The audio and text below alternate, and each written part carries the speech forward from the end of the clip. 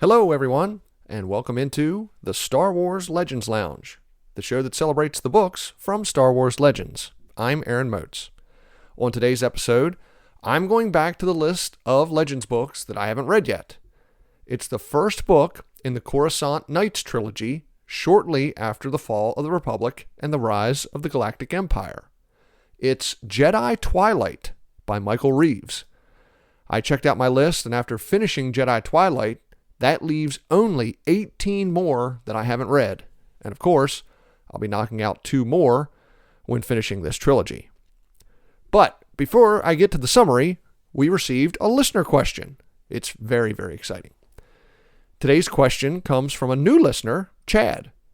Chad says, "Hey, my name's Chad, big fan of the books and kind of new to them. I've read about 10 books, the Bane series being my favorite. And I love listening to your podcast. It's a great preview/review of the book. I use it to figure out if I want to read the whole thing. I do have a question though. What is canon? I keep hearing that term on your podcast and reading it online, and I don't know what it means. Thank you for the great work." Well, thank you very much for the email, Chad. Before I answer your question, I want to express my sincere appreciation that you use this podcast to help you decide if you want to read some of these stories. As I've said before, I love the Legends line of Star Wars books. That's why I started this show, to get the word out there to Star Wars fans who want to read some of these fun stories. So, thank you very much for the nice words, Chad. Now, to address your question. What is canon?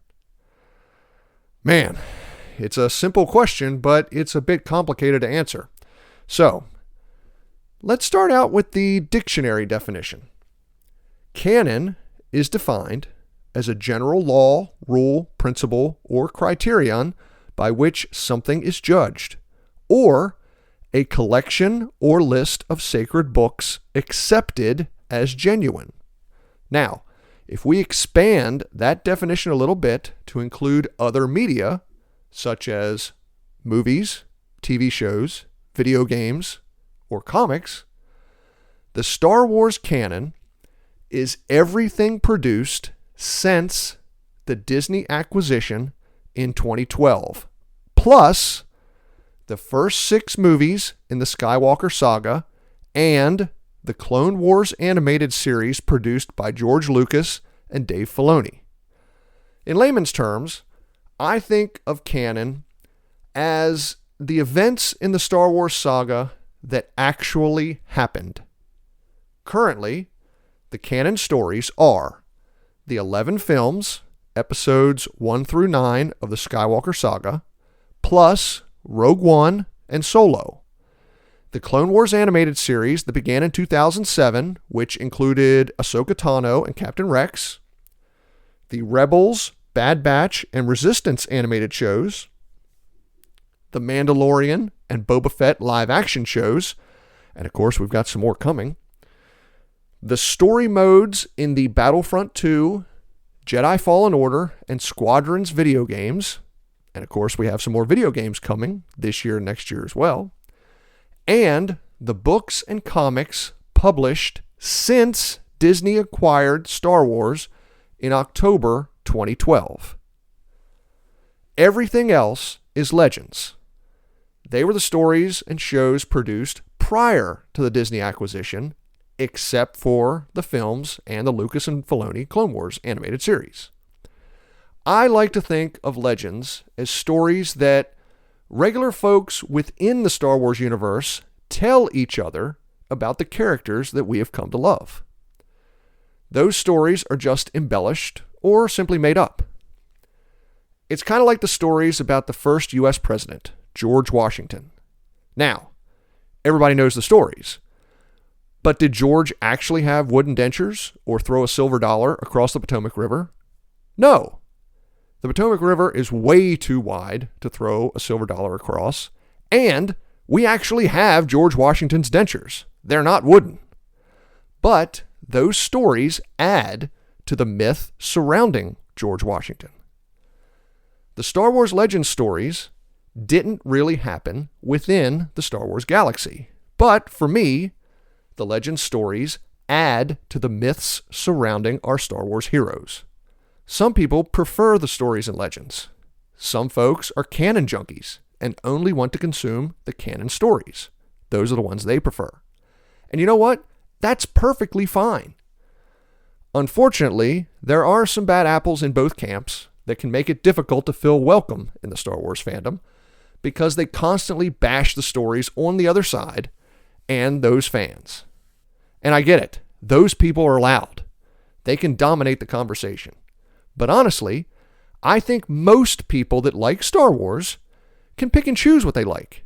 They can enjoy both canon and legend stories. Knights of the Old Republic is considered by most people to be the best Star Wars video game produced so far. Knights of the Old Republic is Legends. But Jedi Fallen Order, another video game that many people love, is canon. And guess what? They're both fun to play. And that's the thing I hope Star Wars fans understand. There are great stories in both canon and Legends. Now, I'm a huge Legends fan. I love most of the books in the X-Wing and New Jedi Order series. And even though I haven't read as many canon novels, there are 4 or 5 that I've read that are just as good as any of my favorite Legends books. So, I know I went off on a little tangent there, Chad, but to circle back around to the crux of your question. Canon is the group of Star Wars stories whose events actually happened within the universe. Legends are stories about the Star Wars characters that may not have really happened, but I like to think of them as stories that enhance the myths surrounding those characters. Both canon and Legends have stories that are fun, and I hope Star Wars fans enjoy them both. Thank you very much for the email, Chad, and thank you for listening to the podcast.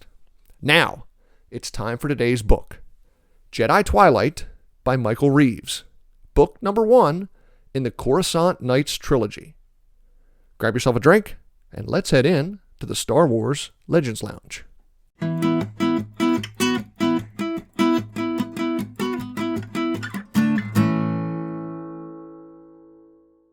Today's summary is going to be a little shorter than normal because for me, this book is really kind of a set-em-up story. It's a short, simple, contained plot that feels like it's setting up a bigger story in the remaining 2 books of the trilogy. But that'll leave more time to analyze my thoughts in the second half of the podcast. The story begins about 3 months after the rise of the Galactic Empire. The Jedi Order has been all but wiped out, and Darth Vader leads Imperial troops in mopping up the few Jedi and Padawans that escaped Order 66. A squad of stormtroopers chases Master Even Peel through the Coruscant underworld, trapping him in an abandoned building. The stormtroopers attack, mortally wounding Master Peel, but before he dies, an underground rebel commando team, led by Nick Rostu, surprises the stormtroopers, chasing them off. With his dying words, Master Peel tells Rostu about a droid that contains information vital to the burgeoning rebellion. He tells Rostu to find his former apprentice, Jax Pavin. He'll be able to find the droid. Now, Rostu isn't the only one looking for Jax. The protocol droid I-5 and the former Celestin news reporter, Den Dur, are also looking for him. I-5 is trying to fulfill the last wish of his former owner, Lorne Pavin, Jax's father, with Den's help. The two have been searching the Coruscant underground since a few months before the Republic fell. But searching for one man on a planet of trillions is harder than looking for a needle in a haystack. But I-5 is adamant that Jax is hiding in the lower levels near the ruins of the former Jedi Temple. And he's right. Jax is living in disguise as a regular citizen, working odd jobs along with the Twi'lek Jedi Loranth Tarek. The two are working for Rocco the Hutt, who is also looking for this important droid. But they failed to this point, and it's not wise to upset a Hutt. But before Rocco can decide what to do with Jax and Larenth, I-5 and Den show up at the Hutt's den, hoping to buy information from the crime lord about where Jax might be hiding out. Well, conveniently, they run right into Jax and Larenth in the halls of Roko's lair. I-5 introduces himself, telling Jax that he was sent to find the young Jedi by Jax's father. Well, so what? Jax asks the droid. He has no memories of Lorn Pavin. The Jedi have been his family since he can remember. As I-5 tries to explain his mission to Jax, the Empire descends on Roko's lair. The group of 4 flees into the underground, but the chase is short. The troopers have the guns and the numbers, but Jax and Larenth know the maze of Coruscant's lower levels. They quickly lose the stormtroopers and form a plan to find the droid and help the new rebellion. Elsewhere on Coruscant, there's a problem in the criminal organization Black Sun. There's an open Vigo position, and Underlord Dal Perry is trying to mediate the situation. There are 2 combatants, the fallen Prince Shizor and Caird, the Nadiji assassin. Perry didn't become Underlord by being stupid. He's smart, cunning, and ruthless, and he knows that Shizor doesn't just have his eyes on the open Vigo position. The ambitious Falleen wants to control Black Sun and remove Perry as Underlord. Perry knows that Caird also has an ulterior motive in becoming Vigo.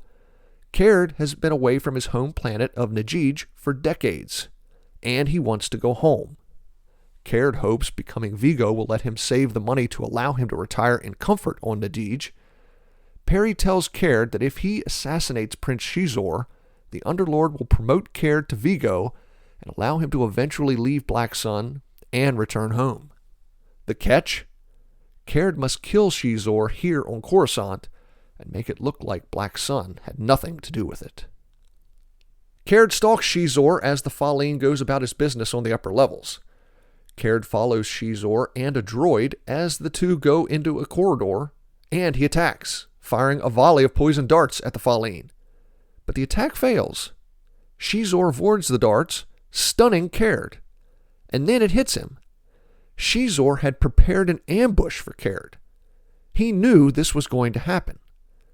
As the Najiji tries to fire another volley of darts, the corridor erupts in blue fire. The droid accompanying Shizor had fired a stun volley, paralyzing Caird. The Nadiji falls to the floor. Prince Shizor bends down and asks if Underlord Perry ordered the attack. Again, Caird is stunned, but not by any weapon. How did Shizor know? But before he could guess, Caird falls unconscious. Nick Rostu continues searching for Jax Pavin, but he's caught up in an Imperial raid and brought to the office of Heinenum Tyke Reinen, an Iloman working for Darth Vader. Reinen is caught between a rock and a hard place. The Iloman needs to do Vader's bidding and do a good job, or he'll face the consequences. But he knows the Dark Lord will eventually need him no more, and he'll be erased. So, Reinen needs an exit strategy, and Rostu just might be that exit plan. Reinen brings Rostu to Vader. The Sith Lord tells Rostu he knows of the burgeoning rebel underground and Rostu's connection with it. He gives Rostu a choice. Find Jax Pavin or suffer the consequences. But Rostu is a decorated veteran of the Clone Wars. He knows Vader might torture him. He might kill Rostu. But the former soldier will never betray a comrade. However, there are worse things than death, as Rostu soon finds out. Vader uses the Force to invade his mind. It's agony. But through the pain, Rostu sees visions of his homeworld, of Harun Kal, and sees what Vader will do to his home community if Rostu refuses.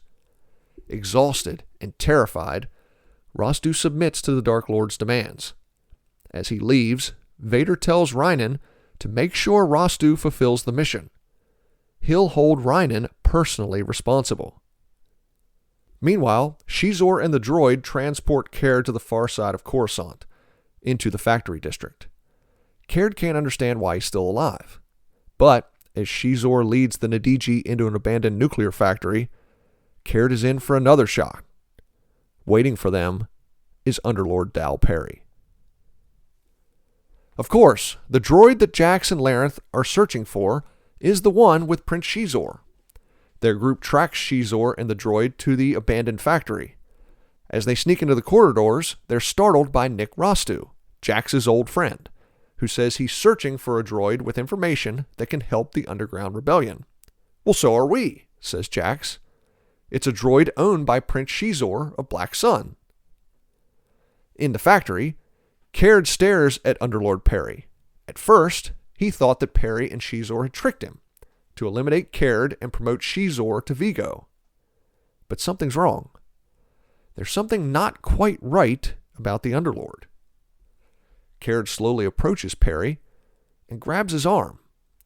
The Underlord jumps back, but the damage is done. His skin begins to melt, revealing a droid skeleton beneath the synth flesh.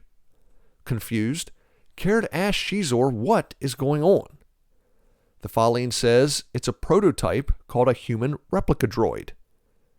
Shizor wants Black Sun, but he can't simply kill the Underlord. The other Vigos will turn against him.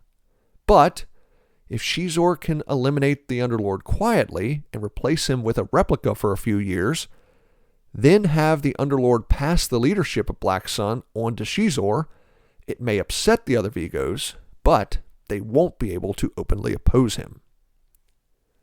Now, as Jax's party sneaks through the factory and closes in on Prince Shizor and the droid, Rostu quietly presses a homing device given to him by Rhinan, calling Vader and the Empire. However, Rostu hopes he can help Jax capture the droid and escape before the Dark Lord arrives. Jax's group attacks Shizor. During the fighting, Jax loses his lightsaber, and it's picked up by the Faline Prince.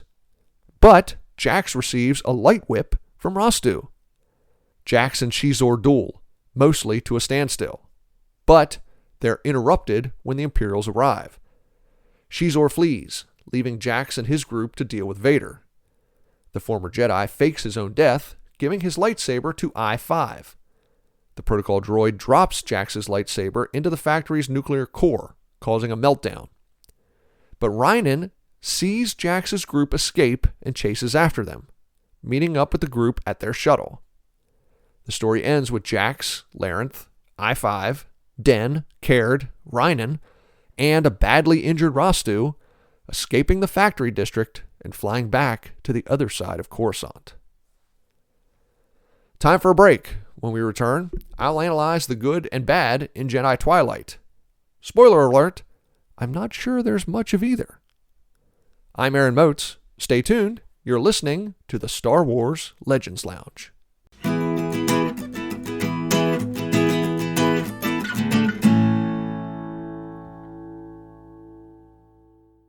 Thank you for listening to the Star Wars Legends Lounge, where we celebrate the books from Star Wars Legends. But allow me to take a moment to recommend a book from Star Wars canon. Tarkin tells the story of a scion of Iriadu. A distinguished soldier and politician, Governor Wilhuff Tarkin rises through the Imperial ranks, believing that the fear of force is the most efficient way to rule. It's a story of action and intrigue. That's Tarkin by James Luceno.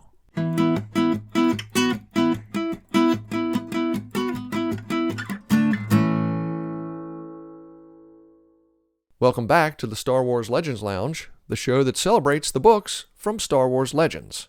I'm Aaron Moats, and today I'm talking about Jedi Twilight by Michael Reeves, the first book in the Coruscant Nights trilogy. Now, before the break, I said that I was going to talk about the good and bad in the story, but there wasn't really much of either of it. Now, I was being a little facetious. You know, I don't like to say whether things are good or bad, just whether or not they work for me. Because there's going to be somebody who likes this book. I just want to talk about the stuff in the story that works, and the stuff in the story that, for me, just didn't cut it. And like I said at the very beginning, I felt that this book was mostly just a set-em-up. There are a ton of coincidences in the story. The characters have to get places, and the character storylines all intertwine, even though it doesn't really seem like they should to me.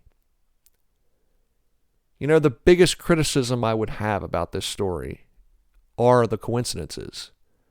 Rostu is looking for Jax Pavin. Darth Vader is looking for Jax Pavin. I-5 and Dan are looking for Jax Pavin. And they run into him when they're trying to get some information from Rocco the Hutt. Jax Pavin is looking for a droid to help the new burgeoning underground. Of course, that droid is owned by Prince Shizor of Black Sun. But Jax and his group never ask why Black Sun has a droid that would be important to the new rebellion. Turns out, it's not. It's a red herring. The droid has no information that's important to Jax or anyone associated with the Underground Rebellion. So, I don't really understand some of the things in this book. Maybe if this was my second read through, I might pick up on some things, but this was the first time I read this book, and I just didn't see how the storylines went together. Now, what did work for me in this book? I like the interactions between Jax and I-5. I-5 is trying to fulfill his mission to Jax's father, Lorne, to watch over Jax, to help the young Jedi. But of course, Jax was taken from his family as a baby when he showed some acumen for the Force. Jax doesn't remember his parents. Jax doesn't know Lorne Pavin. Their conversations are probably my favorite part of the book. I-5 trying to convince Jax that Lorne Pavin never forgot his son, still loved his son, and that he tried to live his life as a good person, helping those in need the way that the Jedi do. And it was his final wish for I-5 to find his son Jax and basically look over him. And I understand Jax's point of view. My family gave me up. I'm not angry about that, but they're not my family anymore. The Jedi Order is my family, and the Jedi Order is in shambles. It's been destroyed. They have a number of back and forth conversations through the story, sometimes bordering on arguments, particularly from Jax's point of view, but I-5 tries his best to understand the way Jax is feeling. He's written as a sentient droid who can understand human emotion and on some level has emotions himself. He's taken aback by the way Jax tries to force I-5 and Den to leave him alone.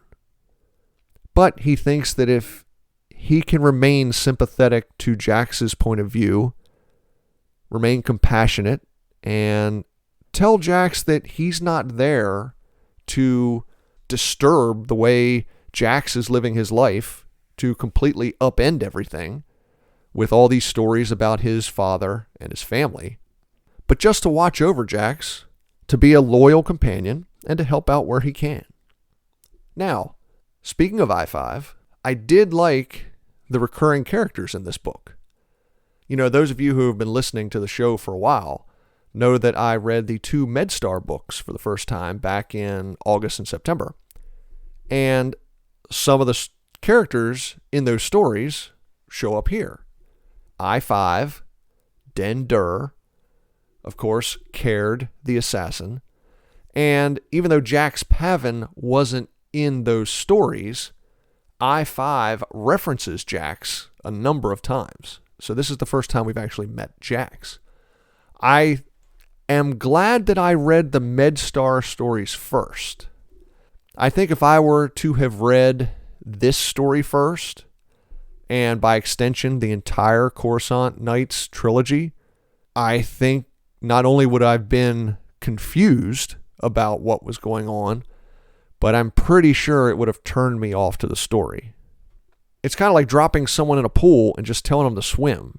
If you don't know something about what is going on, either the storyline or some of the characters, then the story has to be kind of special for them to care about it. And the story's not my favorite. There's a lot of things that don't work for me. There are a few things that do. And I think having those characters to ground me in the plot line worked. Another nice little callback in this story is Prince Shizor. Not just that Shizor's in the story. We talked about Shadows of the Empire back in November. But I like how there was a prototype of the human replica droid. We can see the origins of Guri. Those of you who have read the Shadows of the Empire story or read the comic. Of course, that story takes place between The Empire Strikes Back and Return of the Jedi. This story takes place 3 months after Revenge of the Sith. So, we don't know exactly when Guri was manufactured, but here we see the prototype of the human replica droid. I would imagine that means Guri is probably manufactured a few years before the events of A New Hope, maybe 5 years before the events of A New Hope. I like the research and development aspect of that. I was kind of tickled when that little plot point was put in this story. And I don't know, maybe in some of these other stories that I haven't read yet, maybe we'll see more of Shizor's attempts to perfect the human replica droid until we get to Guri. One last thing I wanted to mention that I saw in this story, how I kind of like to point out the real world things that find their way into these Star Wars Legends books that probably shouldn't be there. This one's not that, but those of you who follow the Star Wars Legends Lounge on Twitter know that a few days ago I put out a tweet with a small little passage that I saw in the book that just made me chuckle. For those of you who are also familiar with Star Trek, might be Star Trek fans, there's a sentence in the book where Nick Rostu is trying to figure out a way to get out of being blackmailed by Vader. And while he's contemplating that, one of the thoughts that pops into his head is the needs of the many outweigh the needs of the few, or in this instance, of the one. And of course, those of you that are familiar with Star Trek know that the Vulcans, and specifically Mr. Spock, would really appreciate that addition to the story. I really like that. I thought it was cute. I thought it was a fun little wink to one of the other major sci-fi / fantasy fandoms that are out there. So, despite what a lot of members of both fandoms say, Star Wars and Star Trek can coexist. There are fans of both. I am. I'm more of a Star Wars fan than a Star Trek fan, but I do like some Star Trek every once in a while. So, that was just a fun little thing I saw in the book. Well, time to wrap up. Thanks for tuning in to this episode of the Star Wars Legends Lounge. On the next one, it'll be the second book in the Coruscant Nights trilogy, Street of Shadows by Michael Reeves. So please join me in 2 weeks on March 4th.